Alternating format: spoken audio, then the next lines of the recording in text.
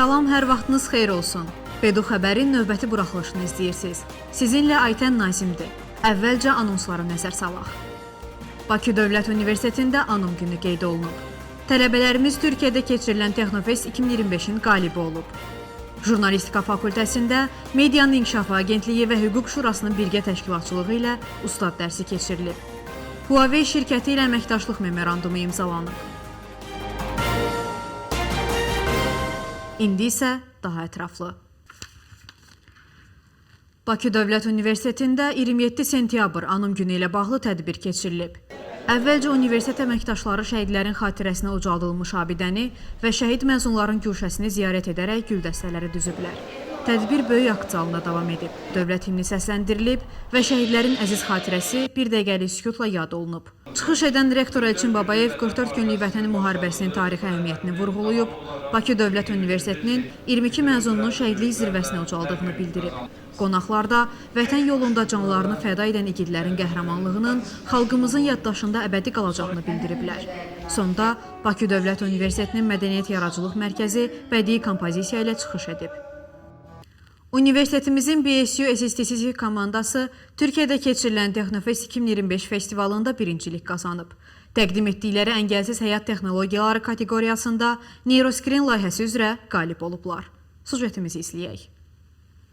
Bakı Dövlət Universitetinin komandası sentyabrda keçirilən Texnofest 2025 İstanbul Aerokosmik və Texnologiya Festivalında böyük uğur qazanıb.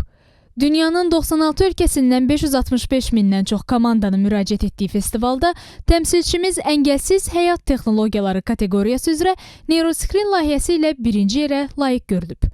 Layihə iflici xəstələrin beyin siqnallarının oxunması və filtrlənməsi əsasında müxtəlif iod texnologiyalarını, rəqəmsal vasitələri və robot əsaslı orqanları idarə etməyə, həmçinin xəstələrin sağlamlıq vəziyyətinin real vaxt rejimində monitorinqinə və süni intellekt əsasında təyininə imkan yaradır. Elmira Ağayeva, Bedu xəbər.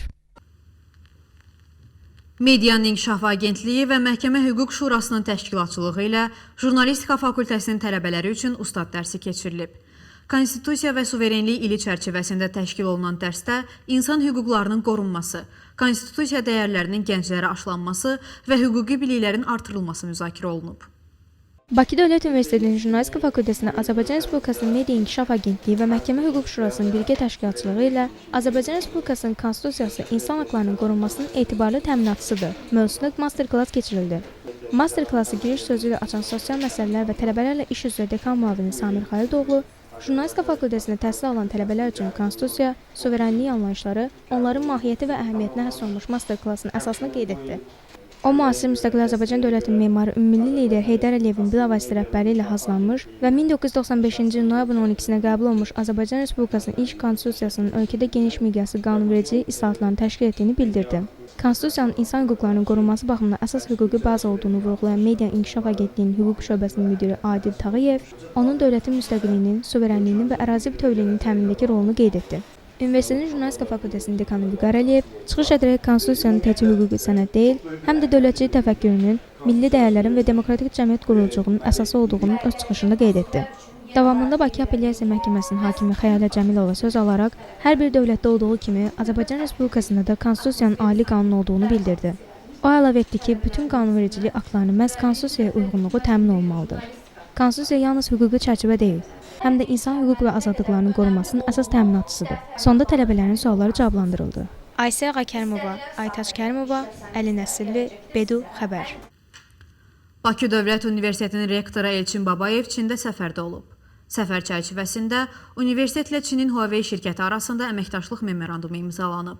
Texnologiyalar şəhəri kimi tanınan Şenzendə Huawei-in sərgi zallarını ziyarət edərək 5G, süni intellekt və smart şəhər həlləri ilə tanış olublar. Rəsmi görüşlərdə tələbələr üçün tədris və təcrübə proqramları, birgə layihələr və innovativ laboratoriyaların yaradılması imkanları müzakirə olunub. Əməkdaşlıq çərçivəsində süni intellekt, informasiya texnologiyaları və startap ekosisteminin inkişafı sahəsində birgə fəaliyyət nəzərdə tutulur. Azərbaycan Respublikası Medianın İnkişafı Agentliyinin növbəti könüllülük proqramı uğurla yekunlaşıb. Qeyd edək ki, məzunlar arasında Jurnalistika fakültəsinin tələbələri də var. Tələbələrimizi təbrik edirik. İndi isə sujetimizi izləyək. Azərbaycan Respublikasının Medianın İnkişafı Agentliyinin növbəti könüllü proqramı uğurla yekunlaşıb. Cari ilin aprel-iyul aylarını əhatə edən könüllü proqramı gənclərin bilik və bacarıqlarını inkişaf etdirməsi, sosial layihələrə fəal qoşulması və media sahəsində praktiki təcrübə toplaması üçün geniş imkanlar yaradıb. Könüllülər müxtəlif təlimlərdə, yerli və beynəlxalq tədbirlərdə təmsil olunub.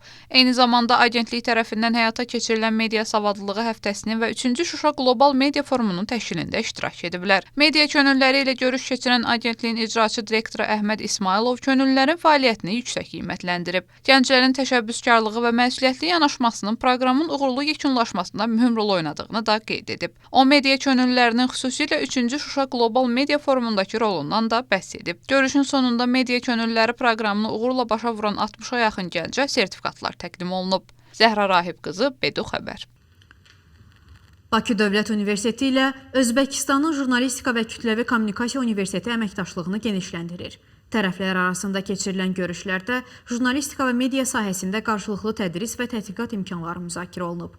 Əsas diqqət magistratura səviyyəsində ictimaiyyətlə əlaqələr ixtisası üzrə ikili diplom proqramının hazırlanmasına yönəlib. Həmçinin tələbə və müəllim mübadiləsi, birgə layihə və tədbirlərin təşkili barədə razılıq əldə olunub.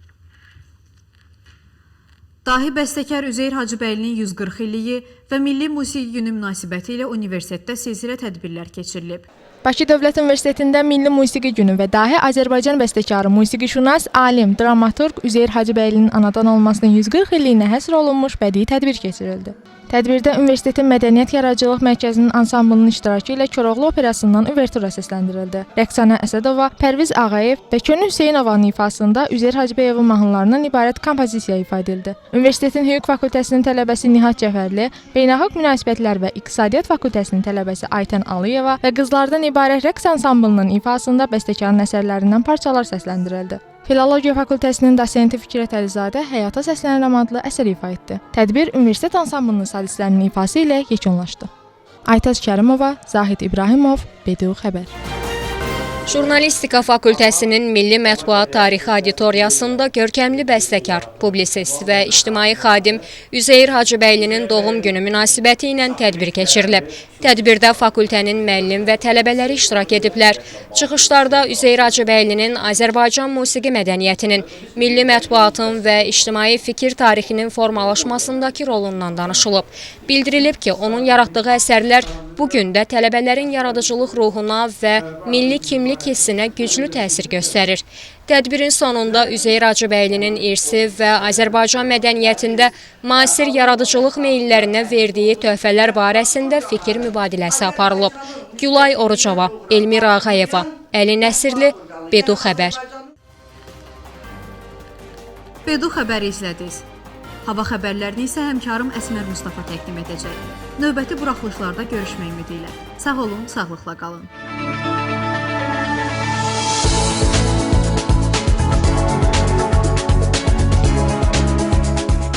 Salam, indi isə hava haqqında.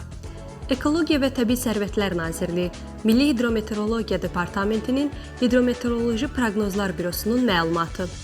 Ordubad, Culfa, Naxçıvan, Şahbuz, Şərurda havanın temperaturu gündüz saatlarında müsbət 24-27 dərəcə, gecə isə müsbət 12-16 dərəcə olacaq. Yuxarı Qarabağ bölgəsində Xankəndi, Şuşa, Xocalı, Xocavənd, Qubadlı, Zəngilan, Laçın, Kəlbəcər, Daşkəsən və Gədəbəydə havanın temperaturu gündüz saatlarında müsbət 20-25 dərəcə, gecə isə müsbət 5-10 dərəcə olacaq.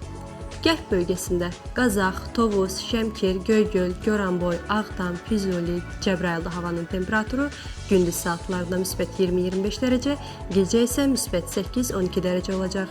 Balakən, Zaqatala, Qax, Şəki, Oğuz, Qəbələ, İsmayıllı, Ağsuda havanın temperaturu gündüz saatlarında müsbət 18-23 dərəcə, gecə isə müsbət 6-10 dərəcə olacaq. Şimal bölgəsində Quba, Xaçmaz, Qusar, Şabran, Xızır, Şamaxıda havanın temperaturu gündüz saatlarında müsbət 19-24 dərəcə, gecə isə müsbət 7-11 dərəcə olacaq. Mərkəzi Aran bölgəsində Mingəçevir, Biləsuvar, Ağdaş, Səbirabad, Göyçay, Şirvan, Yevlax, Salyan, İmişli, Ağcabədi, Kürdəmir boyu ərazilərimizdə havanın temperaturu gündüz saatlarında müsbət 23-28 dərəcə, gecə isə müsbət 10-14 dərəcə olacaq.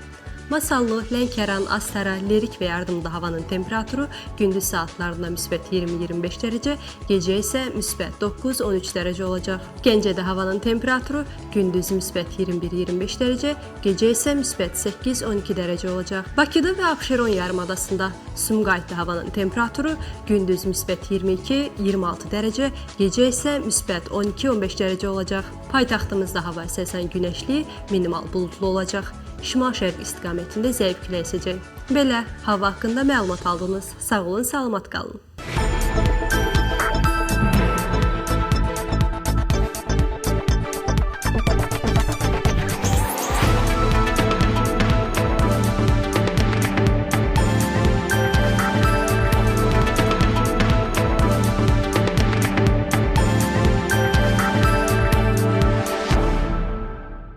Salam hörmətli izləyicilər. Bedu TV-nin efirində idman xəbərlərini izləyirsiniz. Sizinlə Məhəmməd Məcudovdur. 3-cü MDB oyunlarında Azərbaycan gimnastları batut yarışlarında gümüş medal qazanıb. Batut gimnastikası üzrə Azərbaycan kişilərdən ibarət komandası 3-cü MDB oyunlarında gümüş medal qazanıb və ümumilikdə 170 xal toplayaraq fəxri kürsünün ikinci pilləsinə qalxıb. Belarus 187 xalla qızıl, Rusiya 170 xalla bürünc mükafat qazanıb. Qeyd edək ki, batut gimnastikası üzrə yarışlara 8 oktyabrda yekun vurulub. Qarabağ Kopenhagen üzərində qələbə qazandı. UEFA Çempionlar Liqasında ikinci turun oyunları davam edir. Qurban Qurbanovun baş məşqçisi olduğu kollektiv ikinci turda Danimarkanın Kopenhagen klubunu qəbul edib. Tofiq Bəhramov adına Respublika stadionundakı qarşılaşma Azərbaycan təmsilçisinin 2-0 hesablı qələbəsi ilə yekunlaşıb. 28-ci dəqiqədə Abdullah Zubir fərqlənib.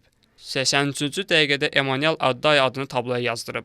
Qeyd edək ki, Qarabağ Liqa mərhələsinin birinci turunda Portuqaliyada Benfica'ya 3-2 hesabı ilə qalib gəlib.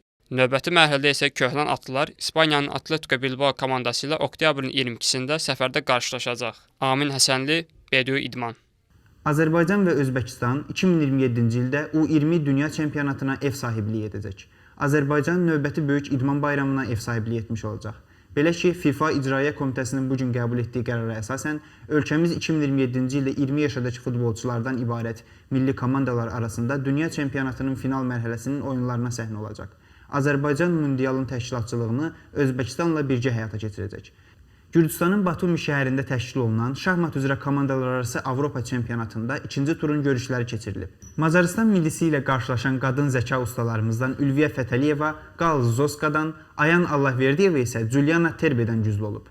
Gövhər Beydullayeva Pappetra ilə xalı yarı bölübsə, xanım Balacayeva Nomin Erdenəyə məğlub olub. Ümumi hesabda 2,5, 1,5 hesabı ilə qalib gələn qadın millimiz ardıcıl ikinci qələbəsini qazanıb və hazırda turnir cədvəlinə başçılıq edir.